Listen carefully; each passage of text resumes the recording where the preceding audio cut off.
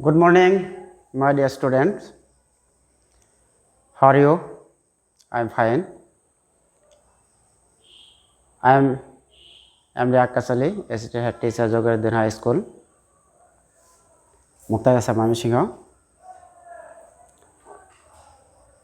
আজকে তোমাদের আমি আরেকটি পার্ট নিয়ে উপস্থিত হয়েছি, কমপ্লিটিং সেন্টেন্সের পার্ট 3। ইতিমধ্যে আমার এই কমপ্লিটিং সেন্টেন্সের দুটি ক্লাস চলে গেছে। আজকে এই পার্ট 3 ক্লাসে যে বিষয়গুলো নিয়ে আলোচনা করব তার মধ্যে গুরুত্বপূর্ণ 4টি বিষয় নিয়ে এসেছি।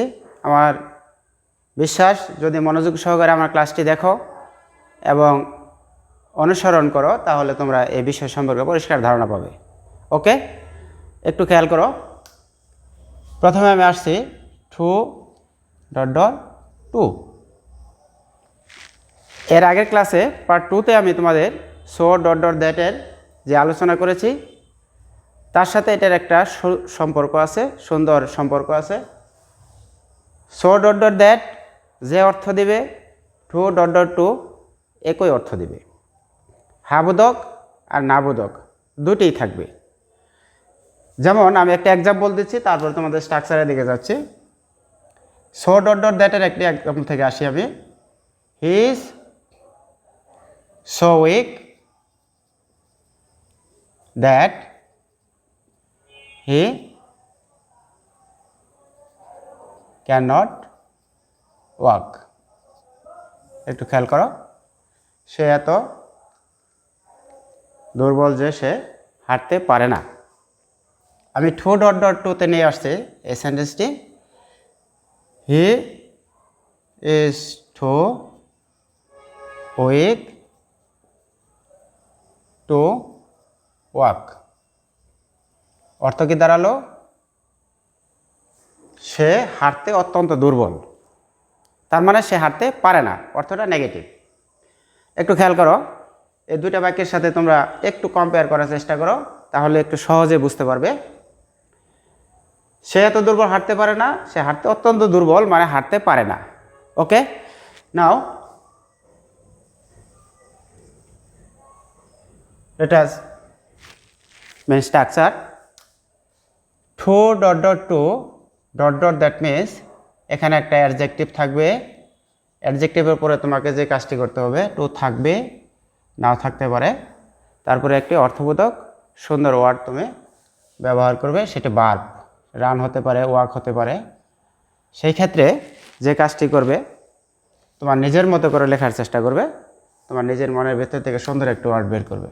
সবসময় বই বা গাইড ফলো করা যাবে না। ওকে, তাহলে একটু খেয়াল করো, আমি যেটি দিচ্ছি একটি ভার্ব, ভার্বের বেস ফর্ম দেবে, অর্থাৎ ভার্বের প্রেজেন্ট ফর্ম। ওকে, ভার্বের প্রেজেন্ট ফর্ম যেটা আমরা বলি বেস ফর্ম। ওকে, এখন একটু খেয়াল করো, আমি শুধু একটি ভার্ব দিয়ে এই কমপ্লিটিং সেন্টেন্সটাকে কমপ্লিট করে ফেললাম। ওকে, আমরা যদি আরেকটা এক্সাম্পলে আসি, suppose he is so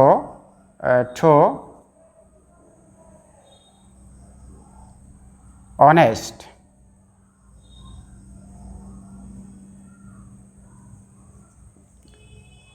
to সে এত সৎ। কেমন সৎ? আমরা তাকে বিশ্বাস করতে পারি। ওকে, একটু বাড়তি লিখতে হবে তোমাকে এই সেন্টেন্সটি কমপ্লিট করতে। তাহলে কি লিখতে হবে একটু খেয়াল করো নিজের মতো করে। হি ইজ সো অনেস্ট, সে এত সৎ যে আমরা তাকে বিশ্বাস করতে পারি। তার মানে ওই সেন্টেন্সটুকুই তোমাকে ব্যবহার করতে হবে। ক্যান বিলিভ, ক্যান বিলিভ বা ট্রাস্টও লিখতে পারো, বিলিভ হিম। ওকে, তোমাদের প্রথম ক্লাসে আমি বলেছিলাম যে কমপ্লিটিং সেন্টেন্স করার জন্য আমাদের যে ইম্পর্টেন্ট যে 3টি জিনিস দরকার, তার মধ্যে একটি ওয়ার্ড দিয়েও করা যায়, একটি ক্লোজ দিয়েও করা যায়। দেখো, ওকে, আমার মনে হয় এই 2.2 এর বিষয়টি তোমাদের ক্লিয়ার। তারপরে নেক্সট যে আইটেমটি তোমাদের কাছে নিয়ে আসছে তা হলো so that or in order that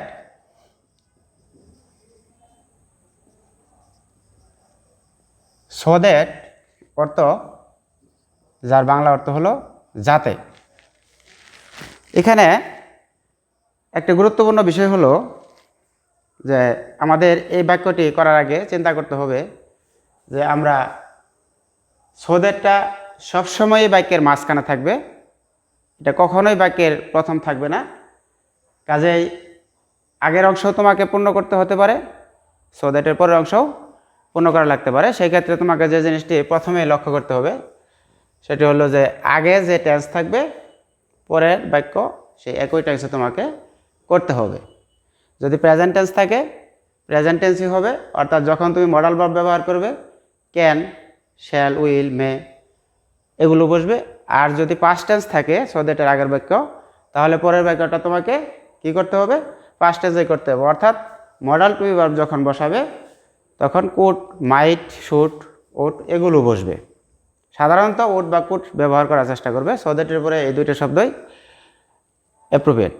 ওকে, আমি স্ট্রাকচারটা লিখছি, একটু খেয়াল করো এবং তোমরা পারলে খাতায় লিখে নাও। so that-এর আগে আমি সহজেই প্রথম বাক্য লিখে ফেললাম প্লাস so that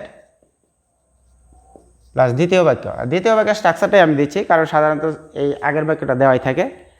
দ্বিতীয় বাক্যের স্ট্রাকচারটা কি, প্রথম যে সাবজেক্টটা আছে প্রথম বাক্যের সাবজেক্টটাই তুমি ব্যবহার করার চেষ্টা করবে বেশিরভাগ সময়। কখনো কখনো অর্থের কারণে অন্য সাবজেক্টও তুমি ব্যবহার করতে বাধ্য হবে। ওকে, সেটা যদি তোমাকে কনটেক্সট যদি তোমাকে বাধ্য করে তাহলে অন্য সাবজেক্ট ব্যবহার করবে, না হলে প্রথম সাবজেক্টটাই ব্যবহার করবে। আরেকটা জিনিস খেয়াল করবে যে প্রথম সাবজেক্টে যদি নাউন থাকে তাহলে পরের সাবজেক্টে ওই নাউনের প্রোনাউন ব্যবহার করবে। করিম থাকলে হি ব্যবহার করবে, যদি কোনো মেয়ের নাম থাকে তাহলে সেই ক্ষেত্রে সি ব্যবহার করবে। ওকে, কোনো বস্তু, প্রাণী এই সমস্ত কিছু থাকলে তার কি ব্যবহার করবে, ইট। এবং যদি পৃথিবীর যে কোনো জিনিসেরই বহুবচন থাকে সাবজেক্টের প্রথম বাক্যের তাহলে এখানে প্রোনাউন দে ব্যবহার করবে। ওকে, এখন একটু খেয়াল করো, এই প্রথম বাক্যের সাবজেক্ট বা অন্য কোনো সাবজেক্ট ব্যবহার করার পরে তোমাকে এখানে ক্যান ব্যবহার করতে হবে অথবা কুডও ব্যবহার করতে পারো প্লাস ভার্বের প্রেজেন্ট ফর্ম বা বেস ফর্ম। তোমাদের আমি আগেই বলেছি যে যখনই আমরা কোনো মডাল টু বি ভার্ব ব্যবহার করব তারপরে ভার্বটা কী হবে, বেস ফর্ম দিতে হবে, প্রেজেন্ট ফর্ম দিতে হবে প্লাস অবজেক্ট। আর এক্সটেনশন আমি সবসময় তোমাদের এড়িয়ে চলতে বলেছি, অতিরিক্ত লিখতে গেলে ভুল হওয়ার সম্ভাবনা বেশি থাকে।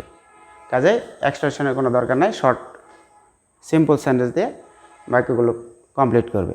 ওকে, একটু খেয়াল করো, আমি একটা সেন্টেন্স লিখতেছি। সেন্টেন্সটা হলো সে, সাপোজ করিম ওয়ার্কস হার্ড। করিম কি করে, কঠোর পরিশ্রম করে। কি কারণে করে, সো দ্যাট যাতে সে জীবনে উন্নতি করতে পারে, যাতে সে পরীক্ষা ভালো ফলাফল করতে পারে, ভালো করতে পারে, সফল হতে পারে। ওকে, তাহলে আমরা একটা বাক্য লিখি, সে কঠোর পরিশ্রম করে যাতে, করিমের প্রোনাউন কি, হি। আমরা আরেকবার করিম কিন্তু এখানে লিখতে পারবো না, তাই না? তাহলে দেখো, he can prosper in life. Okay, জীবনে উন্নতি করতে পারে। এখন যদি এই জায়গায় বাক্যটা এরকম থাকে, Karim worked hard, past indefinite, so that, তাহলে তুমি কি করবে, he could prosper in life.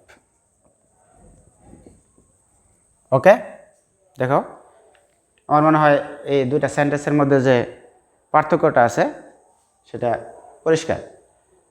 Present indefinite থাকার কারণে আমাকে এখানে ক্যান ব্যবহার করতে হলো, আর পাস্ট ইনডিফিনিট থাকার কারণে পাস্ট টেন্সই ব্যবহার করলাম। ক্যানের পাস্ট ফর্ম কি? কুড, তাই না? ওকে, নেক্সট যে শব্দটি দো অলদো, অলদো, যার বাংলা অর্থ যদিও। একটু খেয়াল করো, এখানে দো অলদোর যে বিষয়টি সেটা হলো দুটি বাক্য একই টেন্সের হবে। এই জিনিসটা তোমাদের বুঝতে হবে যে এখানে কিন্তু অর্থটা হবে বিপরীত অর্থ। কি অর্থটা হবে? বিপরীত অর্থ। অর্থাৎ আমাকে দো অলদো যুক্ত বাক্য যে অর্থ দিবে, অপর বাক্যটা তার বিপরীত ফলাফল দিবে, বিপরীত ফল প্রকাশ করবে। যেমন মনে করো, দো হি ইজ পোর। আমি আগে বলেছি অন্য একটি ক্লাসে, আমাদের কানেক্টর বা কমপ্লেক্স সেন্টেন্সের যে সমস্ত চিহ্নগুলো বাক্যের যদি প্রথম বসে মাঝখানে কমা হবে, মাঝখানে বসলে সে নিজেই কানেক্টর, কমার কোনো প্রয়োজন নাই। সেক্ষেত্রে আমাদের একটা কমা দিতে হচ্ছে। দো হি ইজ পোর, আমরা জানি দরিদ্র মানুষ ম্যাক্সিমাম সময়ই টাকার অভাব, অর্থাৎ অভাবের কারণে মানুষের সুখ শান্তি বিঘ্নিত হয়। আসলে টাকাই যে সুখ শান্তি দিতে পারে তা না, কিন্তু এটা একটা সাপোর্ট হিসাবে কাজ করে। সেজন্য দরিদ্রদের পরিবারে যেহেতু অভাব অনটন থাকে, অশান্তি বা তারা সুখী হয় না, আমরা এটা মনে করি, কিন্তু না, সে যদিও দরিদ্র কিন্তু ইজ হ্যাপি, সে খুবই সুখী। Though he is poor he is happy, সে সুখী।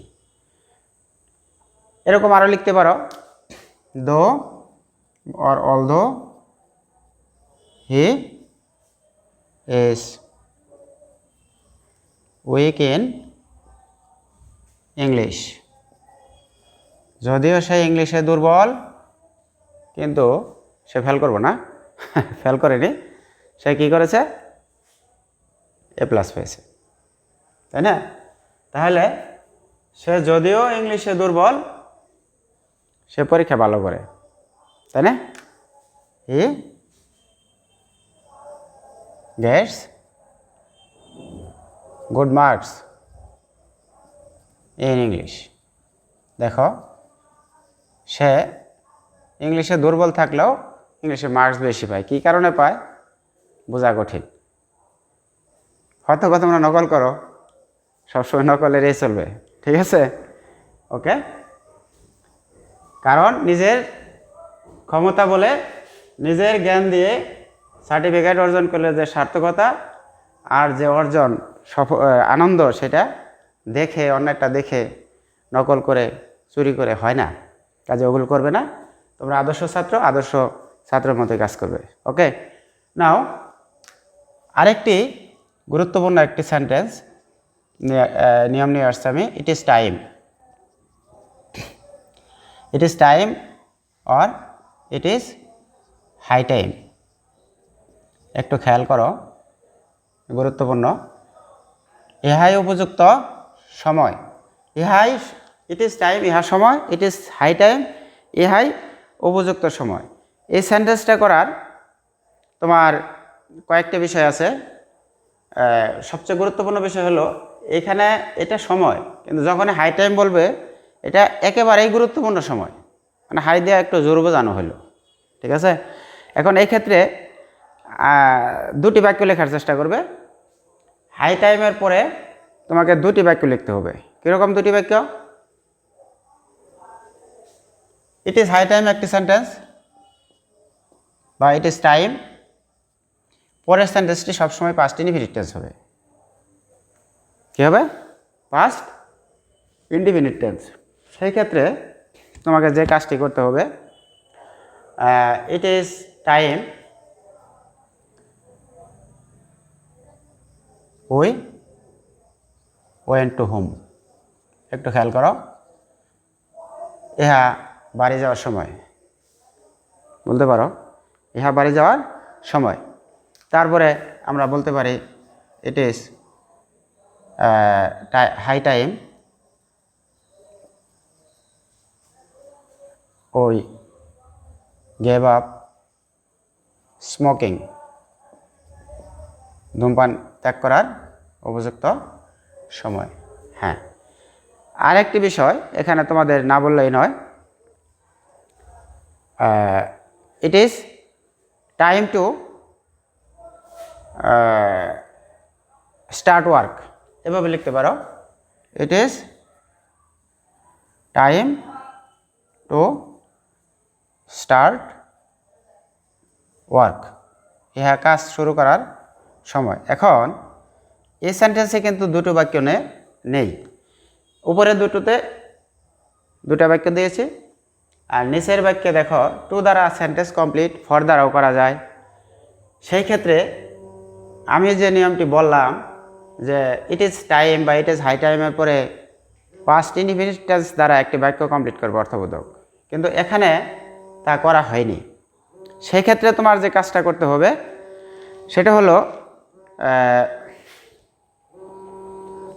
তোমার যে কাজটি, তোমাকে যদি কনটেক্সট বাধ্য করে সেন্টেন্সটায়, যে কনটেক্সট যখন সুনির্দিষ্ট একটা ইয়ের উপরে থাকবে, এই তোমার ইস্যুর উপরে থাকবে, একটা সাবজেক্টের উপরে থাকবে, তোমাকে ওই কনটেক্সট অনুযায়ী লিখতে হবে। সেই কনটেক্সটের ধারা অনুসরণ করতে গিয়ে যদি তোমাকে বাক্য মিল করতে হয় তাহলে তোমাকে টু বা ফর এগুলো দ্বারা বাক্য কমপ্লিট করতে হবে। অন্যথায় যখন তুমি ইন্ডিপেন্ডেন্ট থাকবে, স্বাধীন থাকবে, তোমার মতো করে লেখা যাবে, তখন এই হাই টাইমের পরে আলাদা দুটো বাক্য লিখবে এবং পরের বাক্যটি পাস্ট ইনডিফিনিট টেন্সের হবে। সেক্ষেত্রে আমি তোমাদের আরেকটা বাক্য দিতে পারি, ইট is time for attending the meeting, it is time for attending the meeting. দেখো আমি এটা ফর দ্বারা বাক্যটি কমপ্লিট করেছি। টু এর পরে আরেকটা কথা বলে নিই, এখানে আমি টু এর পরে ভার্ব প্রেজেন্ট ফর্ম, কিন্তু ফরের পরে ভার্বের সাথে আইএনজি কেন? টু এর পরে আমাদের রাইট ফর্ম ভার্বের নিয়ম অনুযায়ী ভার্বে বেস ফর্ম বসে প্রেজেন্ট ফর্ম, আর ফর অফ এরকম আরও শব্দ আছে যেগুলোর পরে মূল ভার্বের সাথে আইএনজি বসে। ওকে, এই জন্য এই তোমাকে যদি কনটেক্সটে সুনির্দিষ্ট একটা ধারা দিয়ে দেয়, একটা সাবজেক্ট দেওয়া যায়, এর উপরে লিখতে হবে, তাহলে তুমি এরকম যে কোনো নিয়ম অনুযায়ী বাক্য কমপ্লিট করতে পারো। অন্যথায় তোমাকে এই নিয়মগুলো ফলো করাই, উপরের যে দুটো নিয়ম এটা ফলো করাই উত্তম। অর্থাৎ ইট ইজ টাইম বা হাই টাইমের পরের বাক্য পাস্ট ইনডিফিনিট টেন্সে কমপ্লিট করবে। ওকে মাই ডিয়ার স্টুডেন্টস, আমি আশা করি আজকে পার্ট 3-তে যে 4টি বিষয় নিয়ে আলোচনা করেছি তার মধ্যে too, so that or in order that, though although, it is time or it is high time, আমার মনে হয় এই বিষয়গুলো তোমাদের মধ্যে ক্লিয়ার হয়ে গেছে।